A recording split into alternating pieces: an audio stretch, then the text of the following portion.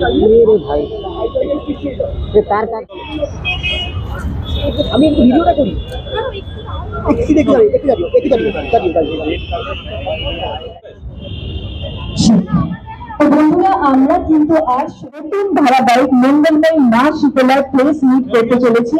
তো আজকে এখানে যারা আমার তো খুব ভালো লাগছে আমার শুটিং করতে সবসময় ক্যামেরা হচ্ছে আমার খুব ভালো লাগছে। আজকে তো খুব সুন্দর লাগছে দেখতে। কতক্ষণ সময় নিয়েছে সুন্দরভাবে রেডি হতে? অনেকক্ষণ সময় নিয়েছে কিন্তু আমার ভালো লাগছে যখন মেকআপ করছিল। তো কিভাবে দেখতে পাবো তোমাকে একটু যদি মানে তোমার গল্পটা নিয়ে বলো আমাদের। আমার যেমন গল্প আছে, আমি সুন্দর করে হাঁটলাম, আমাকে সবাই দেখছে, আমি সবার দিকে তাকাচ্ছি, আশীর্বাদ করছি, হাঁটছি সুন্দর করে, এগুলো হলো এগুলো আমি করি। তো মানে যখন ক্যামেরা টিভির ওপার থেকে দর্শকরা তোমাকে দেখবে তখন কিরকম মানে কি কি দেখতে পাবে তোমার সাথে, কি কি হচ্ছে? কিছু তো শুটিং হয়েছে তোমার সাথে। হ্যাঁ, আমার সাথে কি অনেক করেছো একটু বলো। ওই ছবি তুলেছে, আমার এখনো কোনো কথা বলায়নি, আমার শুধু ছবি তুলিয়েছে এমন ভাবে কলসি ধরে। বন্ধুরা কি বলছে? বন্ধুরা তো বলছে হিরোইন হয়ে গেছে তুমি, আমাকে একটু আশীর্বাদ করো, একটুখানি জল ছিটিয়ে দাও যাতে আমার একদম ভালো হয়, আর এসব করছে। আর সবাই খালি আমার সাথে বসতে চাইছে, এমন করছে। এই পপুলার হয়ে গেছে। হ্যাঁ, কেমন লাগছে? আমার তো খুব সুন্দর লাগছে। আর বলছে, আর একজন বলছে কি আমার তোর অটোগ্রাফ দিয়ে এসব করছে। তো আজকে তো শিবরাত্রি পালন করা হয়, নিজে কিছু করো? হ্যাঁ করি। কি করো মায়ের সাথে উঠো? ভালো ভালো খাবার খাই, আমি কোনো বাজে খাবার খাই না। খুব ভালো আছি, ঈশ্বরের কৃপায় খুব ভালো আছি। একটা নতুন মানে একদম পুরো ধার্মিক ক্যাটাগরি, মানে একদম পুরো গল্প। হ্যাঁ, তা বলা যায়। তবে এটা আমার কাছে একদম নতুন নয়। এই ধরনের চরিত্র আমি আগেও করেছি। ভক্তের ভগবান শ্রীকৃষ্ণতে শ্রীকৃষ্ণের ভূমিকায়, তারপরে ওম নমঃ শিবায়তে মহাদেবের ভূমিকায়, এখন মহাদেবের একনিষ্ঠ ভক্ত জরাসুরের ভূমিকায় মঙ্গলময়ী মা শীতলায়। লুকটা নিয়ে কি বলবে? এই লুকটা প্রথমত আমি বলি, এই লুকে আমি কিন্তু আজকে গাড়ি চালিয়ে এসেছি। ভয়ঙ্কর একটা অভিজ্ঞতা। যাই হোক, একটা অদ্ভুত ধরনের সেনসেশন হয়, একটা অদ্ভুত ধরনের অনুভূতি এই লুকে। প্রথমত এটা একটা সেই এমন একটা সাজ, যে সাজ শরীরে যখন আমি এই ড্রেসটা পরছি বা তার সাথে আরো কিছু বর্ম আছে, এবং এগুলো পরার পর মনে হয় ওকে চলো যুদ্ধটাই করা যাক, কিংবা সেবা করা যাক মহাদেবের। তো এই চরিত্রের সাথে এবং অভিনয়ের সাথে বেশভূষা অনেকটাই ম্যাটার করে। এবং তার সাথে আমার যে ত্রিশূল, সেটাও আমার মনে হয় না আজকে আমি ত্রিশূল এখানে নেব, কিন্তু বেশ এটা একটা অন্য অভিজ্ঞতা, অন্য অনুভূতি।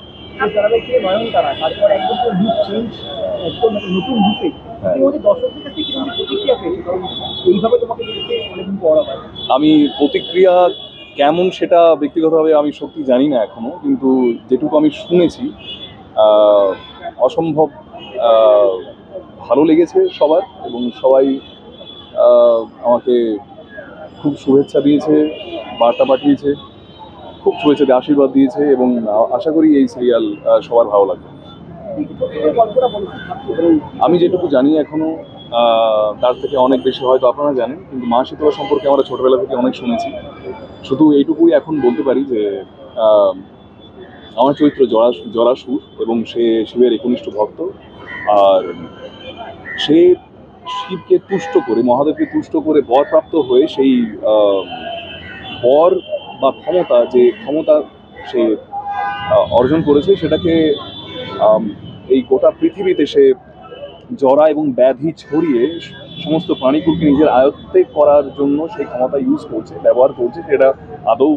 সেটা ঈশ্বরের পথে নয়, এবং তার যে ফল কি হতে পারে সেটা অবশ্যই জরাসুর বুঝবে, এবং সেই বোঝানোর জন্য, সেই ধরাধামকে এই জরা ব্যাধি থেকে মুক্ত করার জন্য দেবী মহামায়া মা শীতলাকে এই ধরাধামে পাঠায়।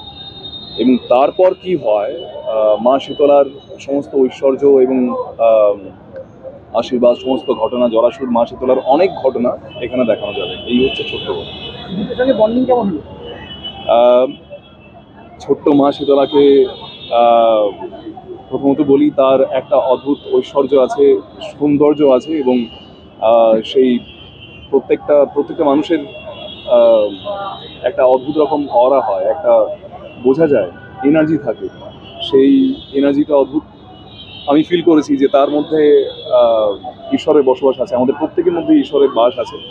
সেই ঈশ্বরকে খোঁজাটাই হচ্ছে আমাদের প্রধান কর্তব্য। তো যেটুকু আমি এখনো পর্যন্ত ঈশ্বর জ্ঞান হয়েছে, সেইটুকু হিসেবে বলি যে ঈশ্বর সঠিক চরিত্রই, মানে এই মা শীতলার চরিত্রে ছোট্ট শুভশ্রী চক্রবর্তীকে এই চরিত্রে সিলেক্ট করে আমরা, বা মানে আপনাদের কাছে তুলে ধরার জন্য তিনি ঠিক করেছেন। সুতরাং আপনারা অবশ্যই বুঝতে পারবেন যে এই চরিত্রে, মা শীতলা চরিত্রে শুভশ্রী চক্রবর্তী অবশ্যই মানানসই।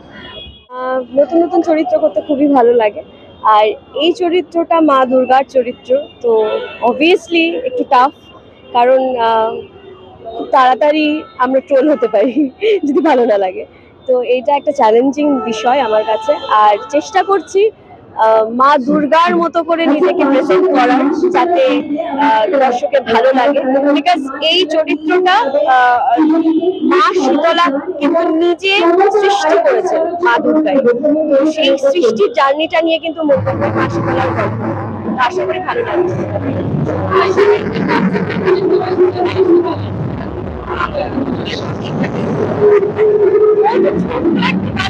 কি বলবো, ভীষণ ডেডিকেটেড,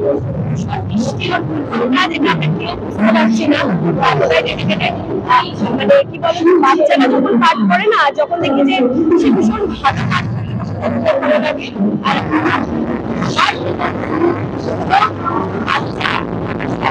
নিয়ে শিখিয়ে পড়িয়ে যতটা প্র্যাকটিক্যালি ওকে কাজ করানো যায় না।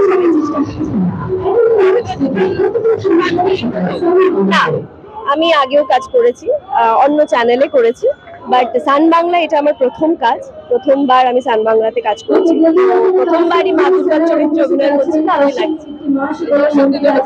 দর্শকদের জন্য একটাই কথা বলবো, 11ই মার্চ থেকে সোম থেকে রবি প্রতিদিন সন্ধ্যে 6:30টায় মঙ্গলময়ী মা শীতলা আসছে, আপনারা অবশ্যই দেখুন, খুব ভালো লাগবে আশা করছি।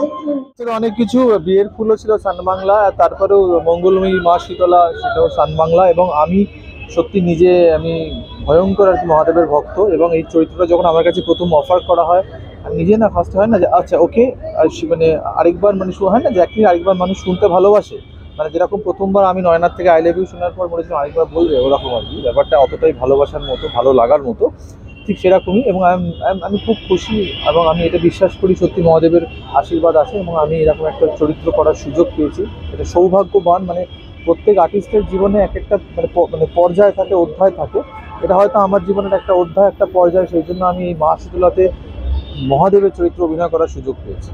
একটু চ্যালেঞ্জিং ছিল তার এই ক্যারেক্টারটা করা, একটু চ্যালেঞ্জিং ছিল। একটু না পুরোটাই চ্যালেঞ্জিং, কারণ কি হয়, মানে যতক্ষণ না তুমি নিজেকে দেখতে পাবে, যখন আমার প্রথম দিন লুক টেস্ট হয়, তখন তার আগে অবধি হয় না যে আমার কনফিডেন্স বলে, মানে আমি বুঝতে পারছিলাম না, ওকে আমি করছি ফাইন, কিন্তু যে দেখলাম নিজেকে ওই সুন্দর একটা পোশাক পরে, হ্যাঁ ওরকম মানে কপালে আমার সুন্দর আঁকা হচ্ছে, রিড করা হচ্ছে, তারপরে না আই স্টার্টেড বিলিভিং ইয়েস, এটা যদি কেউ করতে পারে সব থেকে ভালো, তাহলে আমিই করতে পারবো। এবং একটা অভিনেতার সেটাই সব থেকে বেশি প্রয়োজন হয়, যে তুমি যদি বিশ্বাস করো যে কোনো একটা চরিত্র সেটা তুমি করতে পারবে এবং তুমি বেস্ট করতে পারবে, তবেই সেই চরিত্রটার মাহাত্ম্য ফুটিয়ে ওঠে। এবং আমি আশা করি 11 তারিখ থেকে যে শুরু হচ্ছে, আমরা সবাই জানি, এবং সেখানে তোমরা যখন আমাকে পর্দায় দেখবে, এই সৌগত এবং মহাদেব হিসাবে যে সৌগত পাঠ করবে, সেটা অনেকটা সহজ হবে।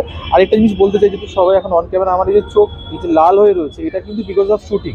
মানে কালকে একটা সিকোয়েন্স ছিল, আজকে আমরা শিবরাত্রি 8 তারিখে, এই 8 তারিখে আজ শিবরাত্রি, সবাই বাবার মাথায় আর কি জল ঢালে, দুধ ঢালে। কালকে 20 লিটার দুধ আর জল আমার মাথায় ঢালা হয়েছে, সেটা শর্ট ছিল, তার স্টিলও আমার কাছে আছে। যখন টেলিকাস্ট হবে তুমি চাও আমি নিয়ে নেবো, বা তোমরা হাউসের থেকে চ্যানেল থেকে পেয়ে যেতে পারো।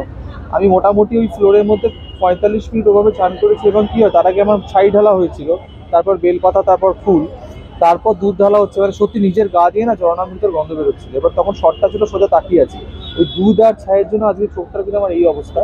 তাই এটাও বলার যে আমাদেরও কিন্তু ছোটোখাটো অনেক রকমের কষ্ট স্যাক্রিফাইস করতে হয়, এবং এখন এখানে আমি দাঁড়িয়ে আছি পারিতোষিক 1000।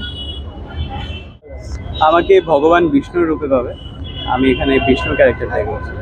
চ্যালেঞ্জিং তো ভীষণ রকমের। আর চ্যালেঞ্জিং না, আমি এখানে মানে আমি কৃষ্ণ হয়েছিলাম মহাপ্রভু শ্রী চৈতন্যতে, তো আমার ভালো লাগে মাইথোলজিক্যাল ক্যারেক্টার করতে। আর এতদিন টানা নেগেটিভ করে এসেছি, সো এখানে একটু ব্রেক নিয়ে একটা অন্যরকম চরিত্র, মানে ভালো লাগছে বেশ। চুজ করা কি এই জন্যই মাইথোলজিক্যাল ক্যারেক্টার ভালোবাসি বলে?